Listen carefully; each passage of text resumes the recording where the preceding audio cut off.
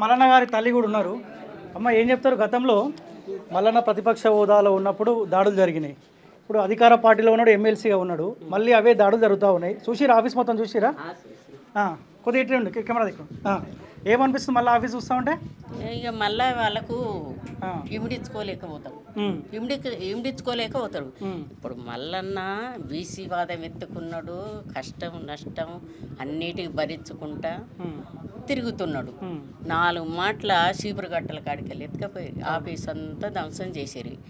ఇప్పుడు ఈ పదవి వచ్చినాక ఇది కాదేమో అని అనుకుంటే అయ్యో బీసీ ఎత్తుకుంటుండు, బీసీ వాళ్ళు అంతా ఒకటవుతారు. కానీ మల్లన్న పోతే బీసీలు రారు. బీసీలంతా మళ్ళీ ఎవరు మాట్లాడలేరు, మల్లన్ననే మాట్లాడతారు. మల్లన్ననే కథం చేయాలని కవితమ్మ, ఆ కవితమ్మ ప్లాన్ అట్లేసింది. కానీ ఆ భగవంతుడు ఉన్నాడు, నువ్వు ఎవరేం చేసినా కాదు, నా కొడుకు చేస్తూనే ఉంటాడు, పోతూనే ఉంటుంది ముందుకు. వాళ్ళు ఏమంటారు? మల్లన్న ఏమైనా చేసుకుని కవితను తిడుతుండు, అందుకే వచ్చి కవితను ఏం తిడతలేడు, కవితను ఏం తిడతలేడు, వాళ్ళే తిట్టిండ్రు. అది తిడతారా? మంచం అని అన్నాడు కానీ కంచం పొత్తా ఇయ్యం పొత్తా అని ఇట్లా మాట్లాడుకుంటాం. అదైనాదే ఇదైనా అదే మాట. ఇది ఇంకా వేరే మాట ఏం కాదు. ఎందుకంటే అంతమందికి మల్లన్న బీజేపీలో ఉన్నప్పుడు దాడులు జరిగినాయి, ఇండిపెండెంట్గా పార్టీతో సంబంధం లేనప్పుడు దాడులు జరిగినాయి. ఇప్పుడు కాంగ్రెస్ పార్టీలోనే ఉన్నాడు, మళ్ళీ ఇట్నే దాడులు జరుగుతూ ఉన్నాయి కదా. మరి ఇక వాళ్ళకు ఇమిడించుకోలేకపోతురు బిడ్డ.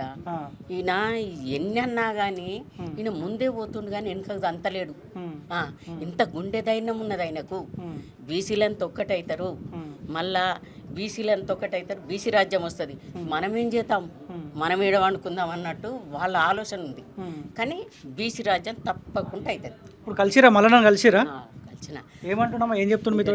ఏం చెప్పలే, ఇక్కడ మాట్లాడండి, యువతలకే వచ్చేసినాం. కానీ ఇప్పుడు బీసీలందరూ ఒక్కటైతే మన తానే తెలివి ఉండాలి బిడ్డ. ఇప్పుడు వాడు పైసలు ఇచ్చి బుదిగిచ్చి అదిగిచ్చి చేస్తే ఓటేస్తారని అనుకుంటారు. వాని తన డబ్బు తీసుకోవాలి, మనం ఓటు ఎక్కడ వేసుకోవాలి, మన దిక్కు మనం వేసుకోవాలి. అప్పుడు వాడు ఆయనకి ఎఫెక్ట్ పడుతుంది వాళ్ళకు. అరే మనం ఇంత చేసినా కానీ, ఇన్ని పైసలు ఇచ్చినా కానీ మన కోటు వాళ్ళలేదు, బీసీలకే పడ్డదని అప్పుడు తట్టు దాకుతుంది. అంతవరకు మీకు అనిపిస్తుంది బీసీలు మారుతట్టు మీకు అనిపిస్తుంది?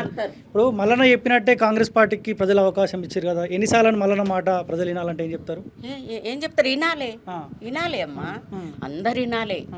మీరు ఇప్పుడు ఎందుకంటే మనం ఎంత వెనుకబడ్డాము, మన తను ఏముంది, అన్నీ వాళ్ళు ఎమ్మెల్యేలు ఎంపీలు ముఖ్యమంత్రులు కోట్ల కొద్ది ఆస్తి, ఎకరాల కొద్దిగా భూమి, అవన్నీ వాళ్ళు మనదే కదా ఉంచుకొని పెట్టుకుంది. మనం అలా బానిసనా? బానిస పనులు ఎప్పుడు చేయొద్దు. ఎప్పుడే కానీ మంచి పనులు చేసిపోవాలి. పుట్టింది బత్తల, పోయేది 5 ముళ్ళ బట్ట, 5 అడుగుల జాగా. అది తీసుకొనే పోతాం. నువ్వు కోట్లు సంపాదించుకొని మనం ఎత్తుకొని పోం, జాగా తీసుకుపోం, భూమి తీసుకుపోం. మనం పోయినాడు మన పిల్లలు కూడా రారు. కానీ మల్లన్న లేకుండా వేయాలనే ప్లాన్ చేస్తున్నట్టు అనిపిస్తుంది. అంతమంది వచ్చినారంటే మల్లన్న తీసేస్తే ఇక బీసీ ఉండదు, ఎవరు మాట్లాడరు, ఎవరు గొంతెత్తరు అని వాళ్ళ ప్లానింగ్. కానీ నా కొడుకు నేను అన్నా అని రాతగానే వాడు సాధిస్తూనే ఉండాలి. ఏం చెప్తారు మల్లన్నకు మీరు? కొట్లాడమంటారు? ఇట్నే కొట్లాడుతూనే ఉండాలి, కొట్లాడితేనే వస్తుంది. కొట్లాడని వస్తుందా? ఎట్లా మొత్తం వలగొట్టిరు కదా, గ్లాసులు అన్ని వలగొట్టిరు. అది పలగొట్టాలన్నారు, పలిపోని. ఇక మన అదృష్టం ఉంటే మళ్ళీ వస్తాయి. ఇప్పుడు కవిత అంచలు వచ్చి దాడి చేసిరా, పోయి మళ్ళీ ఆడ పోలీస్ స్టేషన్లో కూర్చుంటుంది.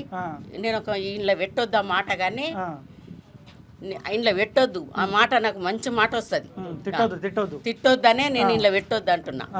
ఇక మొగని కొట్టి మోరకెక్కిందంటే ఈడ కొట్టే మొగని కొట్టి పండబెట్టే ఆడ ఎక్కే అన్నట్టు ఉంటుంది దాని సామెత.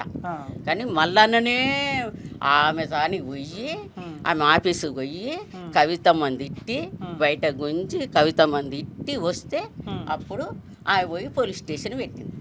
ఏమన్నా ఉండాలి బుద్ధి?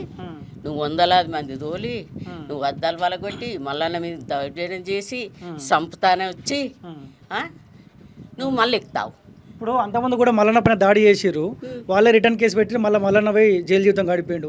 ఇప్పుడు ఏమైనా పోలీసు వాళ్ళు చర్యలు తీసుకుంటారని మీరు అనుకుంటారా? అది తీసుకోవాలి కదా, మల్లన్న పదవి మీద ఉండు, తీసుకోవాలి. అట్టేట తీసుకో. నువ్వు ఎప్పుడే కానీ మంద బలం చూసుకోవద్దు, ఓకేనా? నీ బలం నువ్వు చూసుకోవాలి. మంద ఏం చేస్తుంది? కొడితే అటు పోతుంది, కొడితే ఇటు వస్తుంది. కానీ నీ బలము ఎప్పటికి ఉంటుంది. ఇప్పుడు కాంగ్రెస్ పార్టీని కూడా మళ్ళీ తిడుతుండు, మంచి కొట్టింది అని కాంగ్రెస్ పార్టీలు కూడా అనుకుంటారు కదా, అధికారంలో వాళ్ళే ఉన్నారు కాబట్టి.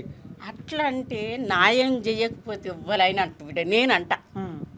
ఇప్పుడు న్యాయంగా పోవాలి. నువ్వు అన్యాయం ఎందుకు?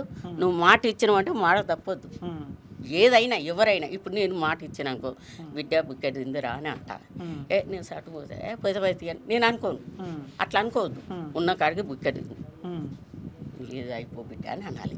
నువ్వు ఒక్కదాని, ఇప్పుడు నేను ఒక్కదాన్ని తింటేనే కడుపు నిండదు బిడ్డ. అందరం తింటేనే, నేను తినకున్న అందరు తింటేనే నా కడుపు నిండు. ఇప్పుడు మళ్ళీ కొత్త పార్టీ పెట్టమని చెప్తారా మీరు? పెట్టాలి, పెట్టాల్సిందేనా? బీసీల పార్టీ పెట్టాలి. బీసీలంతా ఒక్కటి కావాలి.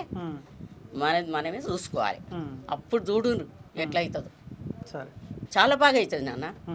బీసీలంతా ఒక్కటైతే మంచిగా మనది మనం వేసుకోవచ్చు, మనది మనం చేసుకోవచ్చు. ఎవరు పవసారి వాళ్ళు తినవచ్చు. మరి అదే బుచ్చాని వాళ్ళ దగ్గరికి ఎందుకు పోవాలి? ఓకే, అది తప్పు.